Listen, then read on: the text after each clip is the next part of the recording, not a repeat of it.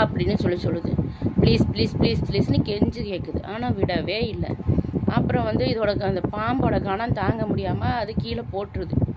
அப்போது எங்கே போய் விழுவுது? முனிவர் காலடியிலேயே போய் விழுவுது இந்த பாம்பு. ஒரு பாறை மேலே முனிவர் உட்காந்துட்டு இருக்காங்க, அவர் காலடியிலேயே போய் விழுந்துருச்சு.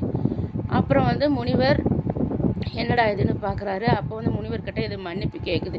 என்னை மன்னிச்சுக்க, நான் அன்னைக்கு கரையானுக்கு செஞ்சது துரோகம்தான், இனிமேட்டு நான் அப்படி செய்ய மாட்டேன், என்னை காப்பாற்று அப்படின்னு சொல்லுது. உயிர் பிரிகிற ஒரு நிமிஷத்துக்கு முன்னாடி அது உயிர் பிரியிற ஸ்டேஜில் இருக்குது. அப்போ வந்து நீ என்ன சொல்லுது, இந்த முனிவர் என்ன சொல்கிறாரு, நீ உணர்ந்தது வரைக்கும் நல்லது, நான் போய் ஒரு வைத்தியரை கூப்பிட்டு வரேன், இனிமேட்டு இந்த மாதிரி தப்புகளை நீ செய்யாத, யாருமே செய்யக்கூடாது, யாராவது முன்னாடி செய்ய பார்த்தா கூட அதை நீ தட்டி கேளு அப்படின்னு சொல்லுது. சரின்னு சொல்லிட்டு வைத்தியரை கூப்பிட போகவே இந்த பாம்பு செத்து போயிடுது. அப்புறம் வைத்தியரை கூப்பிட்டு வந்து காட்டினா பாம்பு